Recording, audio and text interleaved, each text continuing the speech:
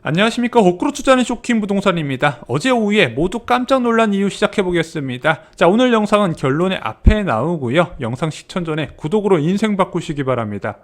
자, 어제 오후 늦게 한국은행에서 7월 금통위 의사록을 공개했습니다. 이 의사록은 저희 쇼킹 부동산 블로그 자료실에 업로드를 해놨습니다. 자, 7월 15일 날 통화정책 방향 결정회의가 있었죠. 이 자리에서 기준금리는 동결했는데 인상 소수 의견이 한 명이 나왔습니다. 자, 그럼 7월 금통위 의원들 사이에서 어떤 의견이 오고 갔길래 이 의사록을 주목해야 되는지 한번 살펴보겠습니다. 먼저 발표된 의사록에는 상당히 매파적인 내용들이 담겨 있습니다. 이런 언론 보도 보셨죠?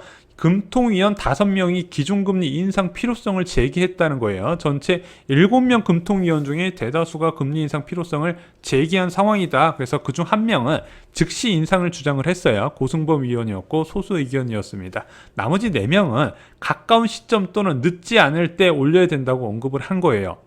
자, 의사록에 포함된 금통위원들의 의견은 대부분 비슷합니다. 물가 불안이 심상치 않다. 전망치 수정을 필요가 있다. 뒤에서 이제 추가 인상과 이 물가 부분을 좀 연결시켜서 말씀을 드리겠습니다. 두 번째는 자산시장 과열에 따른 금융 불균형 우려 확대, 이 부분도 가장 컸죠. 마지막으로 코로나19 확산이 현재 경제 전망에 미치는 영향이 크지 않을 것이다. 좀 경제를 긍정적으로 보는 금통위원들이 많이 있었습니다. 자, 그런데 의견이 크게 갈리는 부분이 있었습니다. 고승범 위원 대 주상영 의원 7월 금통위 의사록 매와 비둘기의 논리 싸움이라고 했어요. 아까 말씀드렸죠. 금융통화위원회는 7명의 위원으로 구성됩니다. 총재와 부총재는 당연직으로이고요. 나머지 각각 기관의 추천을 받아서 5명의 금융통화위원이 있습니다. 자, 여기서 한국은행장 추천을 받은 연임하신 분이죠. 고승범 위원은 즉시 인상을 해야 된다 주장을 했고요. 주상영 의원 금융위원장 추천을 받은 분은 아직 아니다 맞섰다는 부분이죠. 자, 7월 금통위 의사록에 나와 있는 고승범 의원의 주장 한번 살펴보겠습니다. 특히 최근 정부 대책에도 가계부채 증가세가 이어지는 가운데 부동산 시장 등 자산 시장으로의 자금 흐름이 지속되고 있다. 작년 초 코로나19 팬데믹 이후 지속했던 완화적 통화 정책이 급격한 경제 위축을 방지했지만 자산 시장 가격 상승을 초래했다. 그래서 지금 올리지 않으면 과도한 부채 부담에 금리 정상화가 불가능해지는 부채 함정에 빠질 수 있다. 또한 역사적 경험을 보면 많은 경우 과도한 신용은 버블의 생성 및 붕괴로 이어지고 이는 다시 금융 부분의 건전성 및 자금 중개 기능 약화를 초래하여 실물 경기를 큰 폭으로 악화시켰다. 현 시점에서는 금융 안정을 확보해야 할 필요가 있다. 그래서 한번 금리 인상은 다고 크게 영향을 주진 않겠지만 통화정책의 시그널 효과를 기대할 수 있다. 한마디로 통화정책, 야, 금리 인상한 거 봤지? 추가로 올릴 수도 있다. 너 묻지마, 투자하지 마라. 이런 효과를 기대할 수 있다는 거죠. 자, 반면 주상영 의원으로 추측되는 인물의 주장도 살펴보겠습니다. 왜냐면 의사록에는 이제 그 금통위 위원들의 실명이 공개가 안 돼요. 그냥 추측을 하는 거예요. 아, 이 사람이 이런 주장 했겠구나. 이제 때려 맞추는 거죠.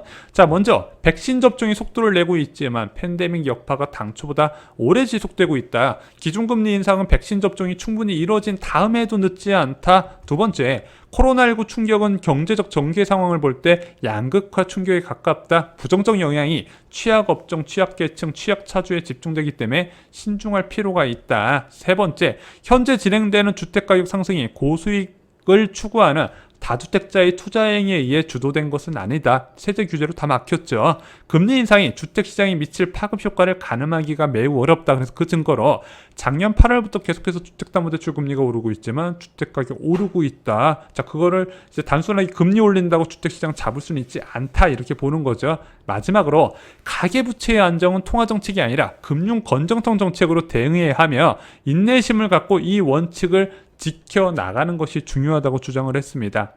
자, 먼저 이 주택담보대출 금리가 오르지만 주택가격이 오르고 있다는 것만 간략하게 좀 반론을 드릴게요. 자, 많은 전문가들이 대출금리와 주택시장을 연관하는 경우가 굉장히 많이 있습니다. 근데 주택시장 의외로 대출금리뿐만 아니라 예금금리와 밀접하게 연관이 됐다 말씀드렸어요. 예금금리가 낮게 되면요, 그에 따라서 코픽스 금리가 낮게 유지가 되고 주택담보대출 금리뿐만 아니라 전세자금 대출도 낮게 유지가 됩니다. 그러면서 전세자금 대출이 금리가 낮아지면은 전세, 고가 주택의 전세 수요가 늘어나고 전세 가격이 빠르게 올라간다는 부분, 또한 낮은 예금 금리 때문에 전세를 놓는 공급자가 반전세나 월세로 전환하면서 전세 매물이 줄어들더라. 그래서 이 수요와 공급 불일치가 발생해요. 수요는 늘어나는데 공급은 감소하더라. 그래서 단기간 내에 전세 가격이 치솟게 됩니다. 그에 따라서 전세 가격 급등이 매매 가격 급등을 부르게 되고요. 또한 대기 수요자의 실수를 전환시킨다. 그래서 이 부분은 좀 저희가 좀 정정을 드립니다. 자, 그럼 8월 금리 인상 나가리 된 걸까요? 야, 이거 보통 통화정책 결정할 때 만장일치로 해서 한다는데 한 명이 워낙 강력하게 반대하고 있지 않냐. 그래서 이 부분을 두고 약간 매파적으로 해석하신 분도 있더라고요. 그런 언론 보도도 있더라고요. 그래서 중요한 것이 바로 8월에 나오는 지표들입니다. 자, 이 금통위는요 7월 15일 날 있었어요. 그리고 나서 어떤 변화가 있는지 살펴볼 필요가 있습니다. 주상영 의원이 주장했던 크게 세 가지 축입니다. 낮은 백신 접종률, 두 번째 취약계층 차주 부담 증가, 마지막으로 금융당국의 금융 건정성 정책 효과를 확인할 필요가 있다는 부분이죠. 7월 15일 기준으로 주장할 수 있었던 타당한 부분이에요. 왜? 백신 접종률이 낮았어요. 7월 달하고 7월 달까지 굉장히 낮은 백신 접종률을 유지하고 있는데 하필 그때 코로나 4차 유행이 커진 거죠. 그러다 보니까 취약계층, 한마디로 자영업자들의 부담이 늘어날 가능성이 커진 상황이었습니다. 또한 7월부터 금융당국이 금융 건전성 정책을 새로 시행했거든요. 그 효과를 볼 필요가 있지 않냐, 이렇게 신중하게 접근을 한 거죠. 자, 그런데 7월 15일 이후에 최근에 백신 접종률이 크게 올라왔어요. 40%까지 올라왔고요. 실질적으로 많은 접종은 8월 달에 이루어지게 됩니다. 게다가 이 델타 변이가 굉장히 고약함에도 불구하고 확진자 2,000명 미만으로 관리가 되고 있어요. 지금 동남아 국가 이런 데 난리고요. 미국도 10만 명 넘었습니다. 자, 게다가 취약계층 차주 부담 증가 부분은요, 정부가 재정을 동원해서 지원을 하고 있는 상황입니다. 마지막으로 주상영 의원이 주장했던 금융 건정성 정책의 효과 확인 부분은 아마 7월 1일부터 시행됐던 DSR 규제 확대 부분입니다. 규제 지역에 6억 넘는 주택담보대출을 받을 경우에 DSR 40%가 적용이 된다는 거죠. 그럼 이게 효과가 있었냐 없었냐, 뭘로 알 수 있냐? 7월 가계대출 통계로 알 수가 있는데 어이구야, 올해 최대폭으로 증가해버렸다는 겁니다. 자, 그래서 이거는 7월 금통위 이후에 기자간담회에서 이준환 총재가 직접 언급을 했어요. 금융당국의 금융 건정성 정책이 장기적으로 저금리가 지속될 거란 사람들의 믿음 때문에 전혀 먹히고 있지 않다, 이야기를 한 부분이죠. 자, 또한 예상보다 코로나19 확산에 따른 수요 감소폭이 크지 않았습니다. 7월 소비자 물가 상승률 2.6% 나왔죠. 시장 전망치 2.4%보다도 높게 나왔습니다. 저는 그거보다 안 나올 줄 알았는데 오히려 더 높게 나왔다는 거죠. 또한 이제 수요층 인플레를 볼 수 있는 근원 물가도 1.7%로 상승세가 나타났습니다. 7월 외식 소비자 물가 지수는 29개월 만에 최고치를 기록을 했어요. 자, 그래서 이거 생각보다 코로나19 확산에 따른 경제 침체가 크지 않겠구나, 이것으로 뒷받침이 됐다는 겁니다. 그래서 8월 금통위에서 금리 인상은 사실상 확정된 것이다, 이렇게 보시면 될 것 같아요. 자, 그럼 앞으로 3주 뒤에 첫 금리 인상을 하게 되면 부동산 시장은 어떻게 될까요?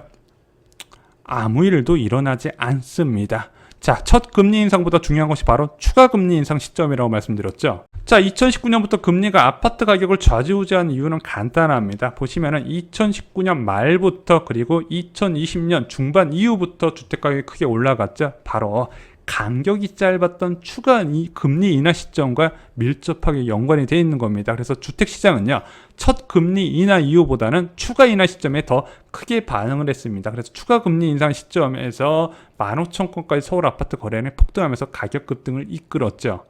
자, 이제 11월 추가 금리 인상 가능성이 중요해졌습니다. JP모건에서는 올해 8월 시작으로 2회 금리 인상 전망을 한다고 오늘 발표를 했어요. 그리고 한국은행 내부 소식통도 퇴임 전에 이제 2차례 금리 인상하지 않을까, 3번까지는 어렵다 하더라도 JP모건도 올해 2차례 인상하고 내년 3분기 때 추가 금리 인상 가능성을 이야기했거든요. 그래서 현재 호전된 경제 지표가 유지되면서 주택가격 상승, 부채 증가가 지속한다면 11월 인상 가능성도 충분히 있다 보고 있습니다. 2번까지는 빨리 올린다고 이주환 총재가 언급을 했어요. 부작용을 막기 위해서 경기 과열에 상관없이 긴급 조치를 회수한다. 그래서 저희는 2번은 빨리 올려야 현재 매도자 우위 시장이 멈출 것이다, 말씀을 드렸습니다.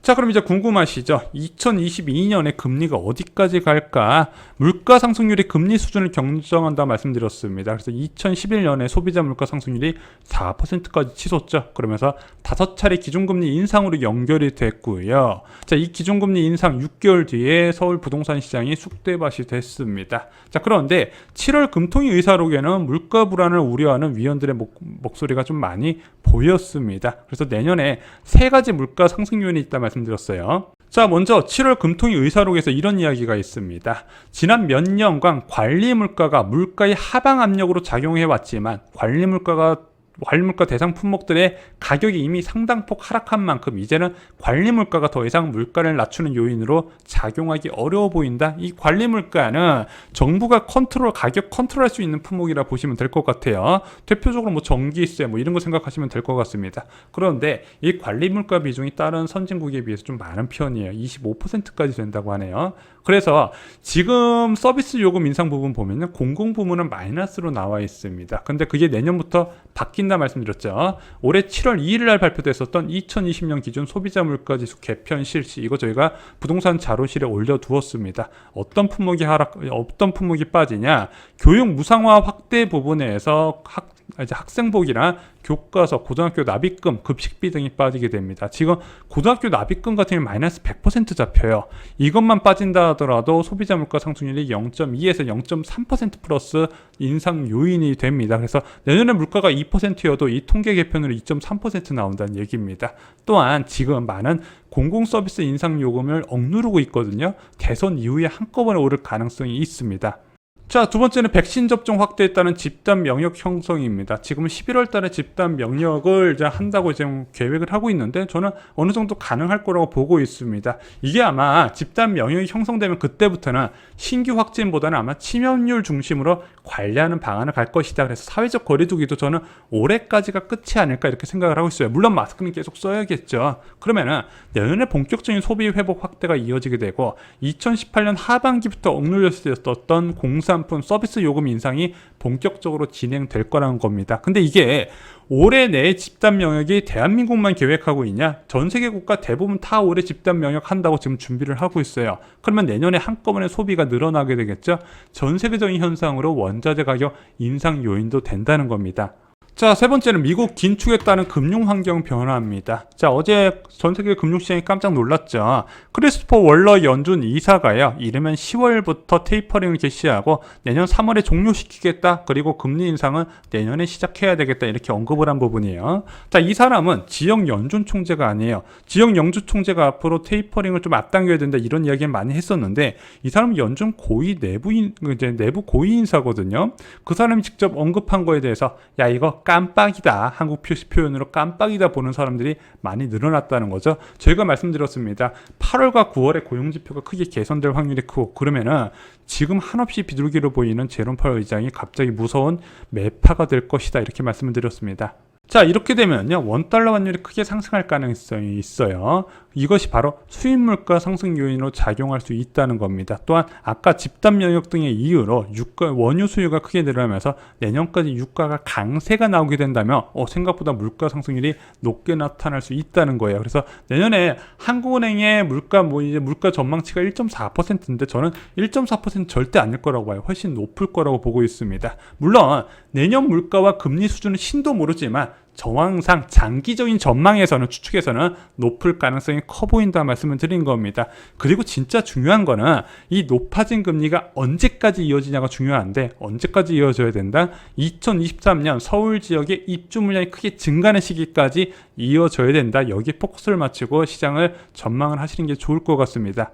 이상으로 쇼킹부동산 마칩니다. 좋아요, 구독 꼭 부탁드리고요. 오늘 올린 자료들은요, 쇼킹부동산 자료실에 올려놓았습니다. 감사합니다.